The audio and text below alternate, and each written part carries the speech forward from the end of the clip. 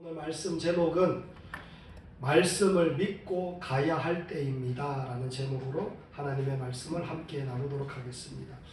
여러분, 에스겔 37장을 보면 마른 뼈가 등장합니다. 골짜기 지면에 뼈가 많습니다. 뼈가 그렇게 많은데 전부 다 말라 비틀어졌습니다.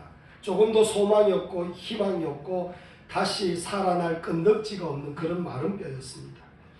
그 무엇으로도 회복될 수가 없습니다. 그런데 그와 똑같은 장면이 오늘 본문에 나와 있습니다. 그 본문에, 오늘 본문을 보면 왕의 신하의 아들이 병이 들었다라고 말하고 있습니다. 회복될 수 없는 병이었어요. 왕의 신하였으니까 여러분 한번 연상해 보십시오. 어떤 일이 있었겠습니까? 돈이 많고 지위가 그렇게 높으면 많고 많은 약들을 먹였지 않겠습니까? 또 많고 많은 의사가 왔다 갔다 했지 않겠습니까? 그렇지만 이 왕의 신하의 아들은 점점 기력을 잃어가고 죽기 직전까지 가 있다라는 것을 말씀합니다. 그래서 왕의 신하가 말하기를 뭐라고 하느냐? 그가 거의 죽게 되었음이라 이렇게 말하고 있습니다. 여러분, 왕의 신하의 이 고백이 어쩌면 이렇게 들립니다. 어떤 분이 고백하기를, 하나님, 우리가 꿈꾸던 미래와 희망이 거의 죽게 되었습니다. 하나님, 오늘 이 시대의 교회를 보면서 하나님, 젊은이들이 거의 죽게 되었습니다. 하나님, 우리 가정의 앞날이 거의 죽게 되었습니다. 하나님, 내 인생이 왜 이렇게 쪼그라들고 왜 이렇게 어렵습니까? 제가 죽게 되었습니다. 이런 모습들과 너무나 비슷한 모습인 것 같습니다. 하지만 에스겔 37장에서 그 무엇으로도 회복될 수 없었던 그 마른 뼈에게 하나님께서 뭘 하시느냐? 말씀을 선포하시기 시작하셨습니다. 내가 생기를 너희에게 들어가게 하리니 너희가 살아나리라. 너희 위에 힘줄을 두고 살을 입히고 가죽으로 덮고 너희 속에 생기를 넣으리니 너희가 살아나리라. 아멘. 말씀대로 마른 뼈가 살아나기 시작했습니다. 오늘 본문에도 예수님께서 가라, 내 아들이 살아있다라고 말씀해 주셨어요.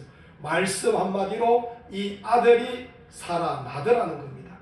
여러분, 우리가 살아가는 시대는 정말로 어지럽고 어려운 시대, 그런 시대를 지금 우리가 살아가고 있습니다. 불확실하고 불안정하고 불합리한 그런 세상입니다. 우리의 가정과 우리의 자녀들, 우리의 미래가 어쩌면 어두운 산길을 홀로 걸어가는 것처럼 암담하기 이를 데 없는 그런 모습인 듯한 그런 시대를 우리가 보내고 있습니다. 이럴 때 오늘 본문은 우리에게 명확한 해답을 제시하고 있습니다. 그것이 무엇이냐면은 말씀을 믿고 가라는 겁니다. 할렐루야.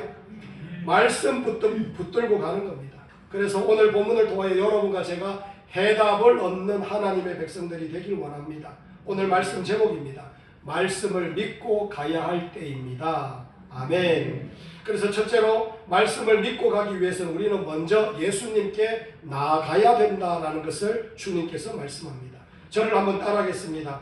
말씀을 믿고 가기 위해서는 우리가 먼저 예수님께 나아가야 됩니다.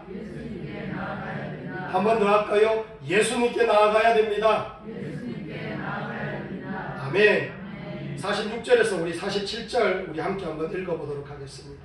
46절에서 47절 우리 다 함께 읽습니다. 시작.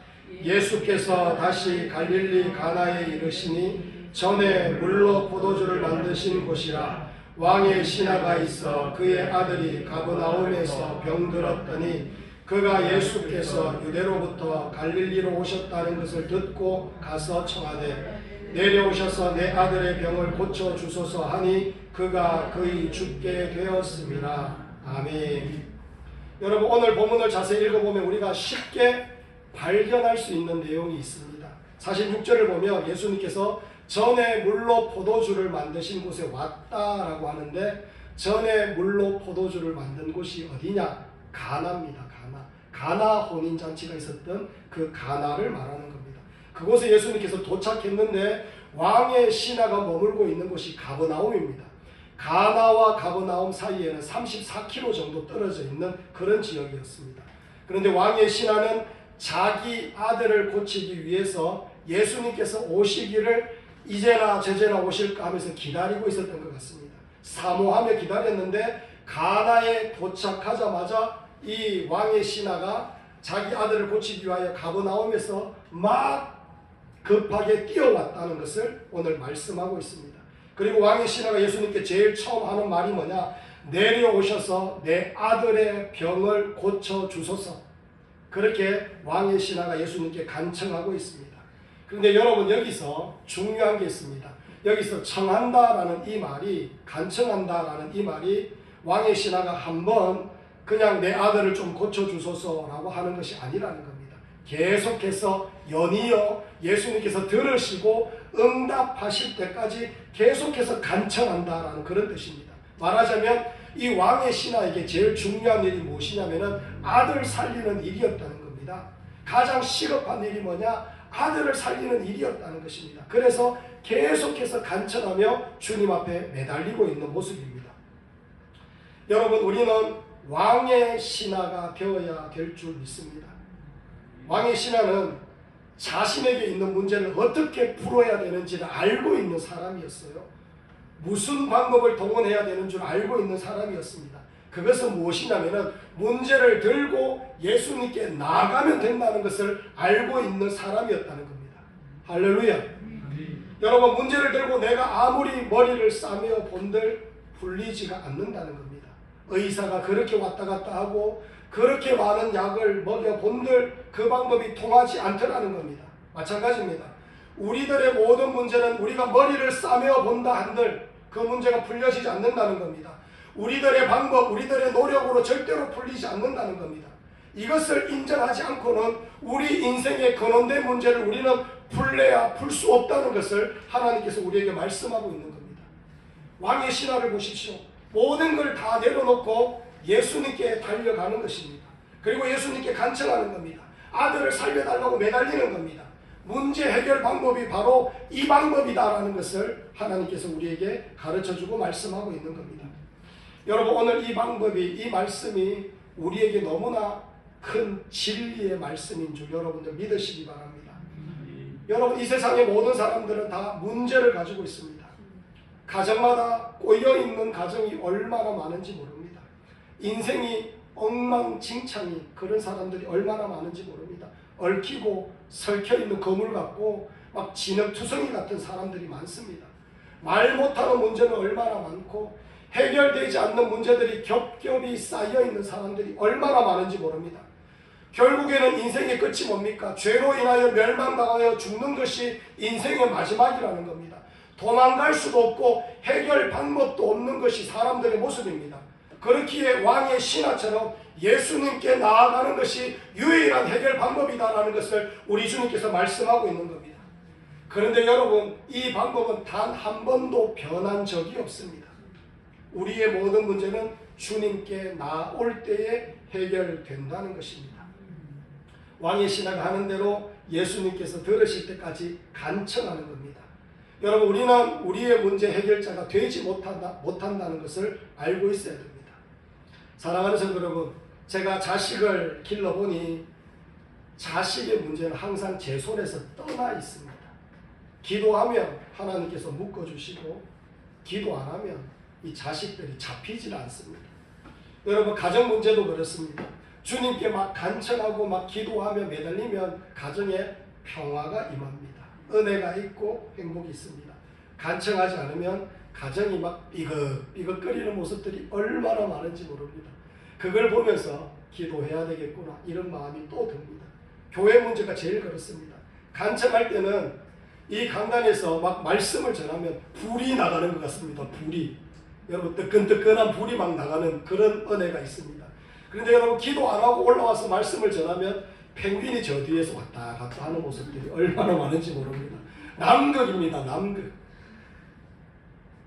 교회에 올라와서 성도님들이 두 주먹을 불끈 쥐고 그래 한번 살아봐야지 라고 하면서 마음 먹고 나가야 되는데 냉랭한 마음으로 나아갈 때, 돌아갈 때 제가 하나님 앞에 하나님 더 기도 많이 하게 해주십시오. 그렇게 하나님 앞에 매달려야 되겠다는 그런 마음들이 얼마나 많은지 모릅니다. 사랑하는 성도 여러분, 우리 인생의 모든 문제는 주님 앞에 내려놓고 주님 앞에 간청하는 것으로부터 시작되는 겁니다. 주님께 매달려야 된다는 겁니다. 이것이 여러분과 제가 해야 되는 일인 줄 믿습니다. 사랑하는 성도 여러분, 이 은혜가 여러분과 저의 은혜가 되기를 간절히 축원합니다. 두 번째로 말씀을 믿고 가기 위해서는 예수님의 말씀을 받아 먹어야 됩니다. 자, 저를 한번 따라하겠습니다. 말씀을 믿고 가기 위해서는 예수님의 말씀을 받아 먹어야 됩니다. 한 번 더 할까요? 예수님의 말씀을 받아 먹어야 됩니다. 아멘.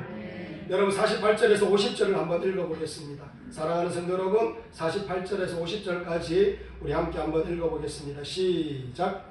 예수께서 이르시되 너희는 표적과 기사를 보지 못하면 도무지 믿지 아니하리라. 신하가 이르되 주여 내 아이가 죽기 전에 내려오소서. 예수께서 이르시되 가라 내 아들이 살아있다 하시니 그 사람이 예수께서 하신 말씀을 믿고 가더니 아멘.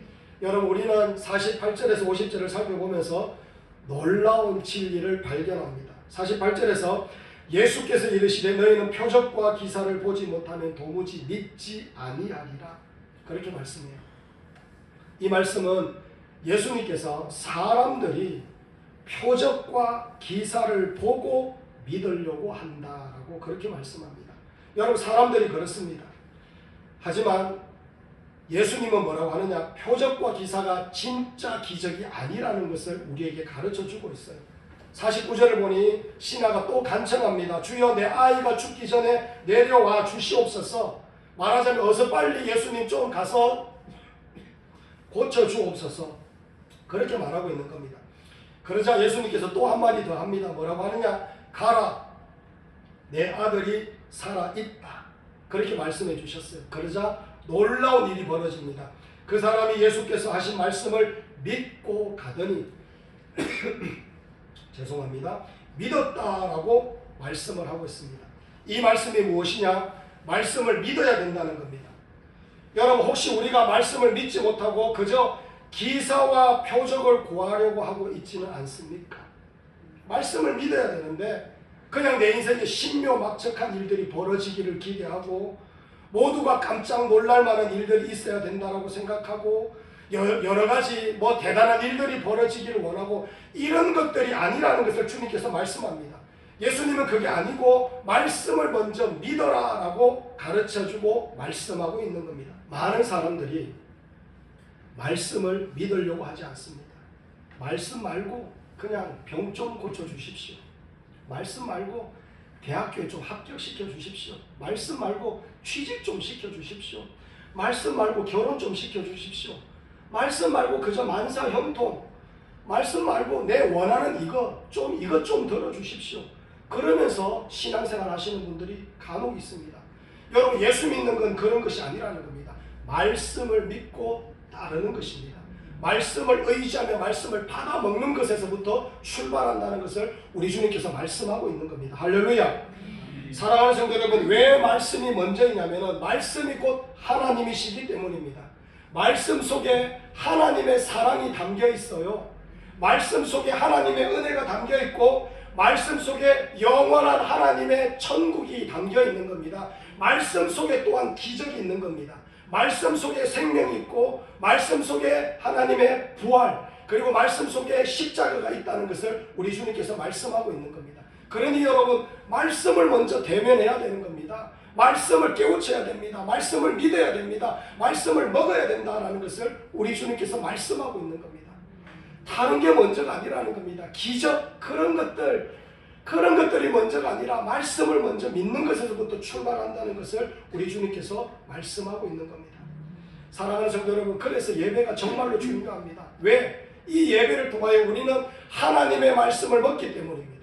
여러분 그런 거 경험해보지 않았습니까? 오늘 하나님 앞에 드리는 예배 가운데 하나님의 말씀을 내가 막 받아먹고 용기가 나고 힘이 샘솟고 세상에 나아가면 두려울 게 없습니다. 하나님의 말씀을 먹고 나아가면 뭐든지 감당할 수 있는 능력이 내 심령 속에 있다는 걸 깨닫습니다.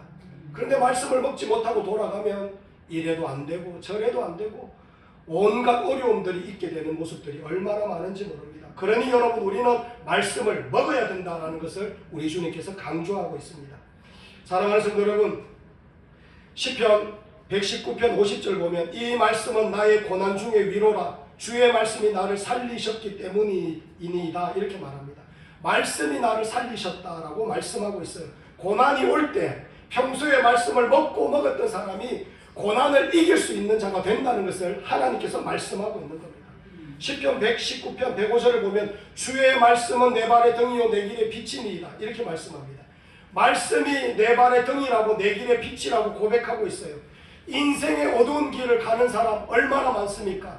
여러분도 어쩌다가 보면 인생 가운데 어두운 일들이 벌어질 때가 얼마나 많습니까? 그런데 그럴 때마다 여러분 이 말씀으로 하나님께서 주시는 빛을 비추어 주심으로 말미암아 그 어려움들을 이겨낼 수 있는 은혜가 있다라는 것을 주님께서 가르쳐주고 말씀하고 있는 겁니다.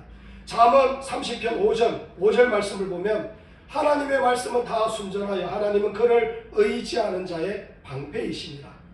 여러분 말씀을 많이 먹은 사람이 결국에는 어렵고 힘든 일이 있을 때 그 어려움과 힘듦을 방패로 막을 수 있는 자가 된다라는 것을 말씀하고 있습니다. 누가복음 1장 37절을 보면 대저 하나님의 모든 말씀은 능하지 못하심이 없느니라. 말씀은 능하지 못한 일이 없다라고 말씀합니다. 그리고 말씀을 먹을 때에 능치 못하실 것이 없는 말씀대로 은혜가 펼쳐지고 하나님의 놀라운 역사가 펼쳐진다는 겁니다. 말씀을 먹고 말씀대로 나아가니 기적이 일어난다는 것을 하나님께서 우리에게 가르쳐 주는 겁니다. 그냥 기적이 일어나는 게 아니라 하나님의 말씀을 먹고 하나님의 말씀을 의지하며 나아갈 때 기적이 있다는 것을 우리에게 말씀하고 있는 겁니다. 할렐루야. 시편 1편을 보면 인생이 오직 하나로 결정된다라고 말합니다. 복 있는 사람은 악인들의 꾀를 따르지 아니하며 죄인들의 길에 서지 아니하며 오만한 자들의 자리에 앉지 아니하고 오직 여호와의 율법을 즐거워하여 그의 율법을 주야로 묵상하는도다 이렇게 말씀해요. 복 있는 사람은 오직 여호와의 율법을 즐거워하며 그의 율법을 주야로 묵상하는 자다라고 말씀하고 있습니다. 여러분 말씀을 먹는 것에 인생 달려있다라는 것을 우리에게 가르쳐 줍니다. 그리고 3절을 보면 그는 시냇가에 심은 나무가 철을 따라 열매를 맺으며 그 잎사귀가 마르지 아니함 같으니 그가 하는 모든 일이 다 형통하리로다. 말씀을 통하여 모든 일에 형통이 따라온다는 겁니다. 말씀을 통하여 된다는 것을 우리에게 말씀하고 있는 거예요. 내가 잡으려고 해서 잡히는 것이 아니에요.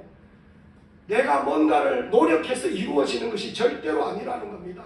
말씀을 먹고 말씀을 사랑하고 말씀을 믿고 말씀을 의지하면서 내 인생 말씀 가운데 거하며 주님을 바라보며 나아가면 주님께서 형통케 하여 주시고 주님께서 은혜를 내려주시고 주님께서 기적을 베풀어 주시고 주님께서 붙잡아 주시는 역사가 있다라고 우리 주님께서 말씀하는 겁니다. 할렐루야.